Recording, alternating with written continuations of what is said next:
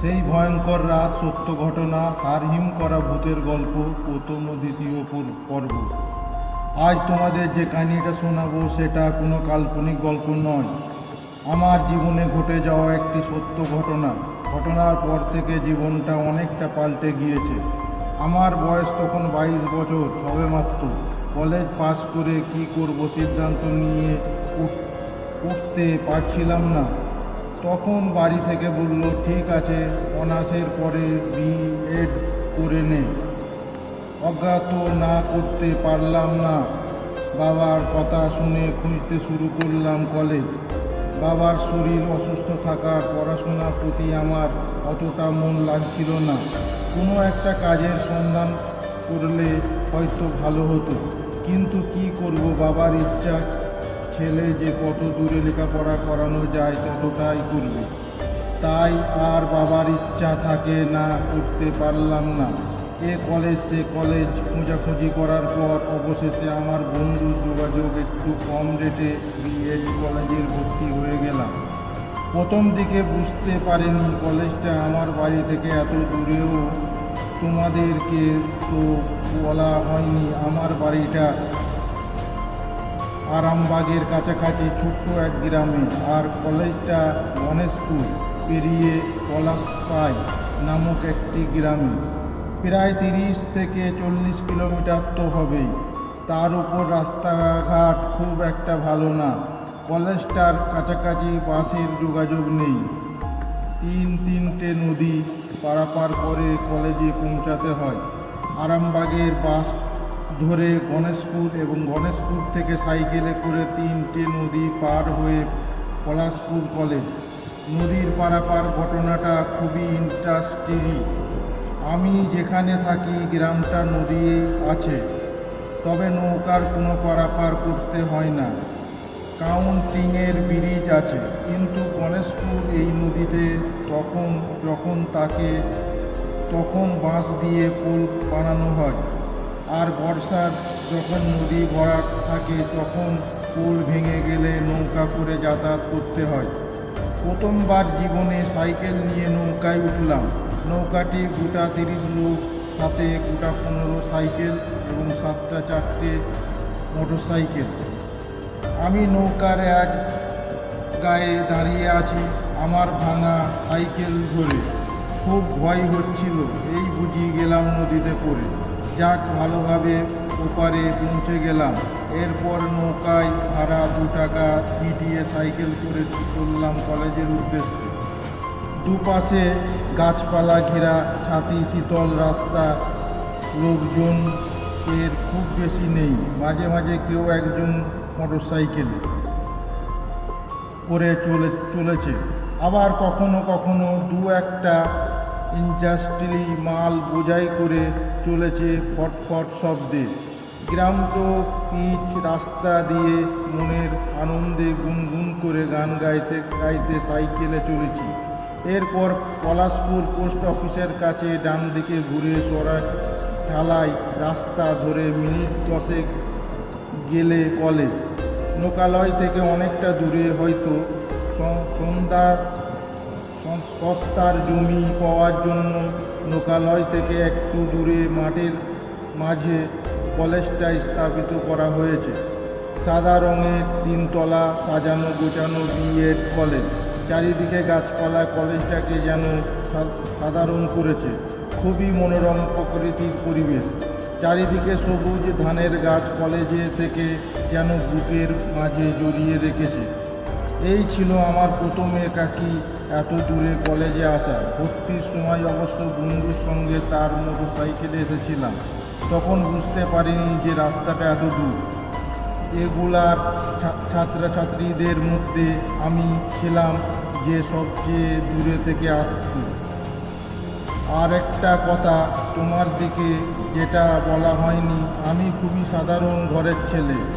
Pocket হইতে খুবই সামান্য থাকত, তাই ভাড়া বাঁচানোর জন্য এই পথটা সাইকেলে আসতাম এবং বাড়ি ফিরে আসতে প্রায় সন্ধ্যা হয়ে যেত। এই জন্য আমি মনে মনে ভাবলাম যদি একটা রাত কলেজে থেকে যাওয়া যায়। তাহলে পরের দিন ক্লাস করে বাড়ি ফিরে আসব। সেই মতো আমি আমার কলেজের অফিসের লোকদের সঙ্গে কথা বললাম। তারা সকলেই জানে তো আমি অনেকটা দূর থেকে আসি, তাই তারা আমাকে না করলো না।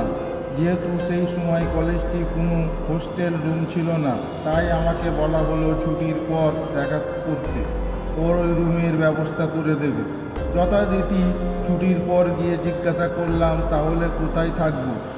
আমার জন্য তারা কলেজের গেস্ট রুম খুলে দিয়েছিল। গেস্ট রুমটা সুন্দর সাজানো, বেশ গুছানো। একটি বিছানা ছিল এবং দুটি সোফা। রাতে খাওয়া দাওয়া কীভাবে হবে বিস্মিত হয়ে জিজ্ঞাসা করলাম স্যারকে। স্যার বললেন কলেজে এক দারোয়ান রাতে কলেজ পাহারা দেয়, তার জন্য তাকে পয়সা দিয়ে দাও, সে তোমাদের খাবার এনে দেবে। যাক, খাওয়ার এবং ঘুমানোর ব্যবস্থা হয়ে আমি তো নিশ্চিত হলাম অনেক। এবার দরকার সময় কাটানোর ব্যবস্থা, কারণ ওটা কলেজেতে ছাত্র, আমি একাই কাটাবো। তাই অবসর কাটানোর জন্য ভালো রকম কিছু একটা দরকার। অবশেষে মাথায় এলো লাইব্রেরিকে বলে বেশ কয়েকটা ভালো ভালো বই নিলাম রাতে পড়ার জন্য।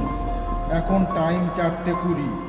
বেশিরভাগ ছেলে মেয়ে বাড়ি রওনা দিয়েছে। 2-4 জন কলেজের মাঠে বিস্তৃত হয়ে ঘোরাঘুরি করছে। আমার সঙ্গে বেশ কিছু বন্ধুর পরিচয় হয়েছিল প্রথম দিনে।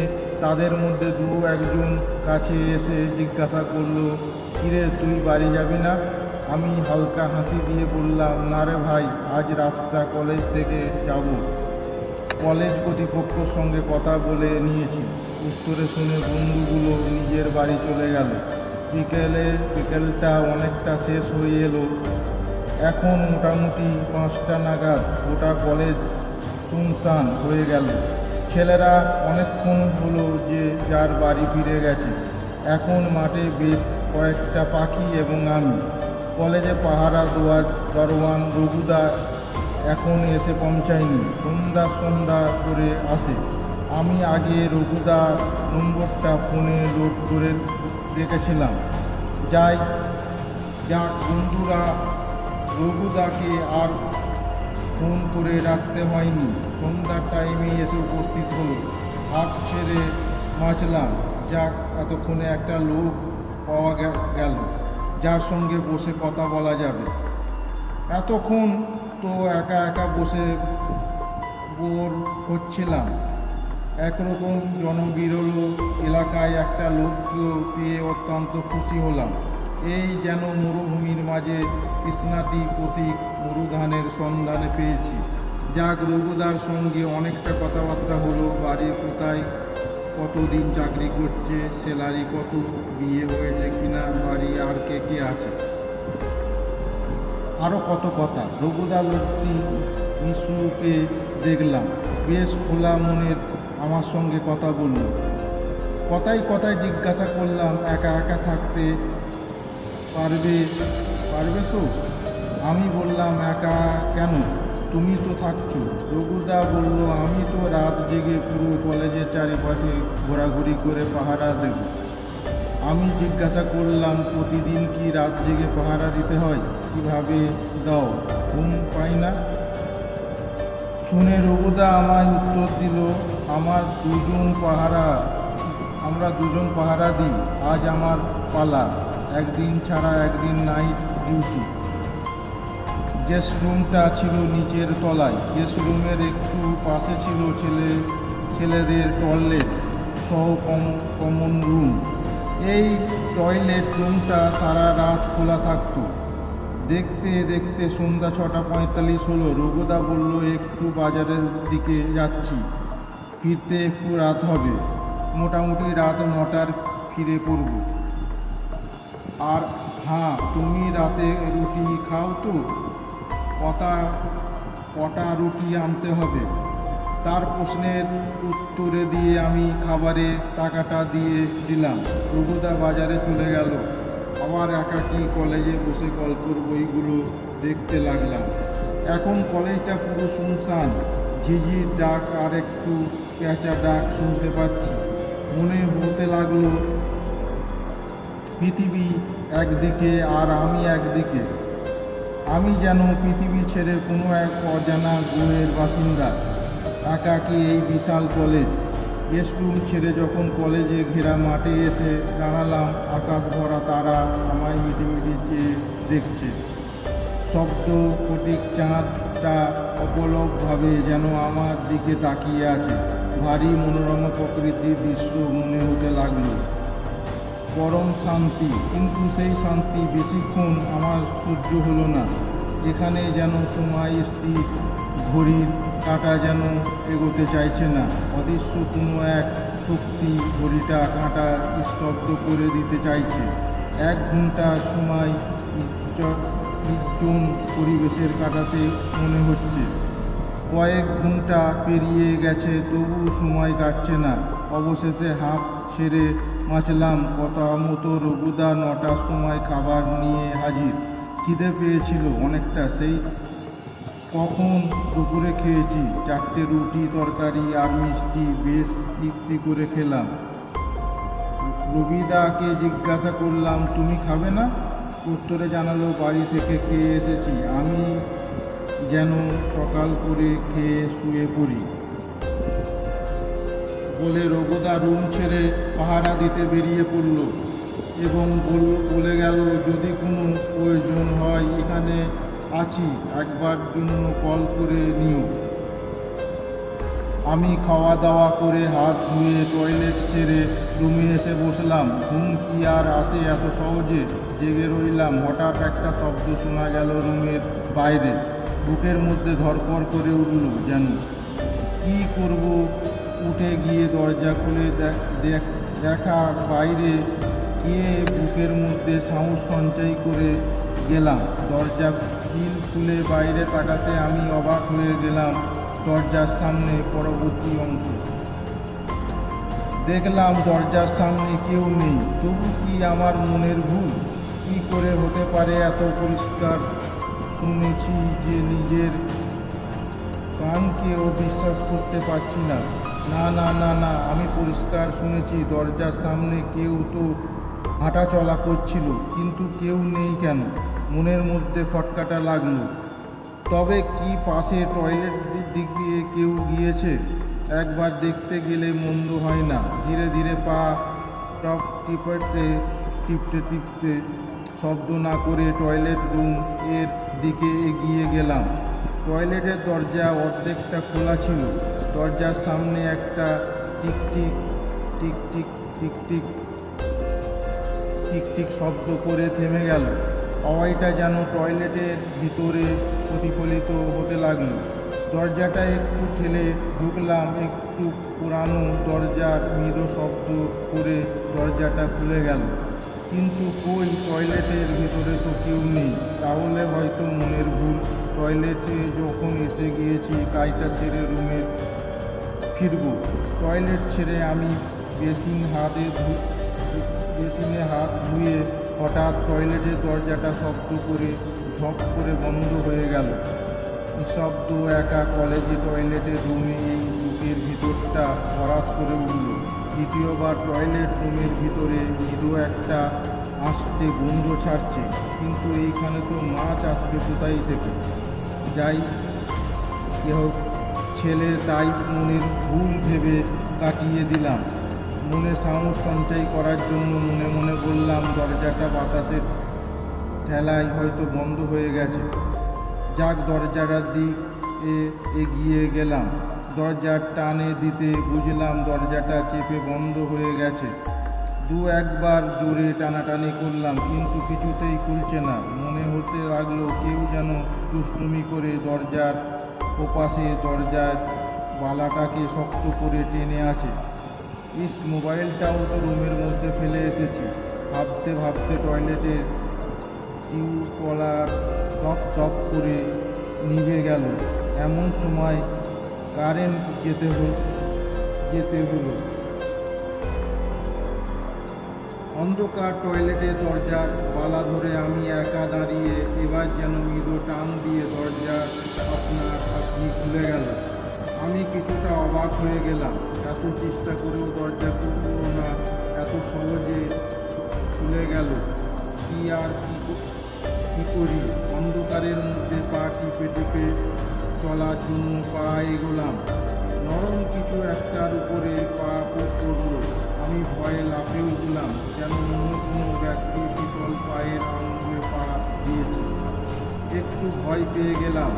পর মুহূর্তে প্রাণীটির যে তোমার টিকটিকেটা দরজার উপরে ছিল, সেটা এখন নিচের দিকে নেমে এসেছে। অন্ধকার আমি আর তার ঘরের উপরে পা রেখেছিলাম। গেস্ট রুমের দিকে এগিয়ে গেলাম। অন্ধকারে সোফা ধরে ধরে বিছানার পাশে গিয়ে মোবাইলটা ফ্ল্যাশটা অন করলাম। ফ্ল্যাশটা জ্বালতেই ঘরের কোণটিতে একটা যেন ছায়ামূর্তি দাঁড়িয়ে আছে মনে হলো, কিন্তু পর মুহূর্তে মিলিয়ে গেল। ঠিক দেখলাম না একটাও মানুষের ভুল বুঝতে পারলাম না। এতক্ষণ বন্ধ টয়লেটের ভয় পেয়ে মনের মধ্যে হয়তো এইসব প্রতিছবি তৈরি করেছে। মিনিট দুয়েকের মধ্যে কারেন্ট চলে এলো। এবার ভয়টা একদম চলে গেল। কিন্তু একটি জিনিস অদ্ভুত লাগলো, যে গল্পের বইগুলো লাইব্রেরি থেকে এনেছিলাম পড়বার জন্য, তাই একটি বই বিছানাতে খোলা আছে, যেন বইটি কেউ পড়ছিল।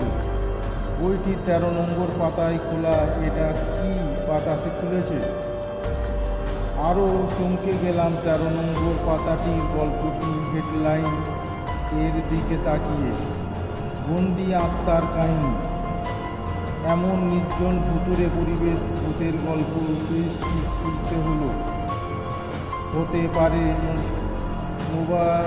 মোবাইলটি যখন বিছানা থেকে ফ্ল্যাশ জ্বালালাম জন্য নিয়েছিলাম, তখনই বইগুলো হাত লেগে খুলে গিয়েছে। এত ভয় পেলে চলবে না, মনকে বোঝালাম।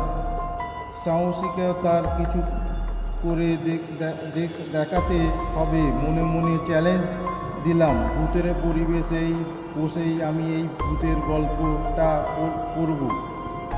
পড়া শুরু করলাম। একদম মনে মনে না পড়ে একটু গুনগুন করে গল্পটা পড়তে লাগলাম। ওই কাহিনীটি সংক্ষেপে তোমাদের শোনাচ্ছি। মাধবগড় নামে একটি পুরানো গ্রাম ছিল। গ্রামের পাশে ছিল একটি শ্মশান। শ্মশানের পাশ দিয়ে বয়ে গেছে ছোট এক নদী। গ্রামের লোকজন দাহ কার্য সম্পূর্ণ করে ওই নদীতে স্নান করে বাড়ি ফিরে যায়। গ্রামের ছেলেরা দুবেলায় ওই নদীতে স্নান করে গত বছর আষাঢ় মাসে ঘনবর্ষার নদীর জলের শুরুতে অজানা একটি লাশ ভেসে এসেছিল। সে কি পচা গন্ধ! গ্রামের লোকেরা গন্ধ সহ্য করতে না পেরে মৃতটি পাশে শ্মশানেতে পুড়িয়ে দিয়েছিল। তখন কোনো সমস্যা হয়নি। সমস্যা শুরু হলো 3 দিন পর থেকে। পরবর্তী অংশ দ্বিতীয় খণ্ড। বাকি ঘটনাটি পরের পর্বে বলা হবে।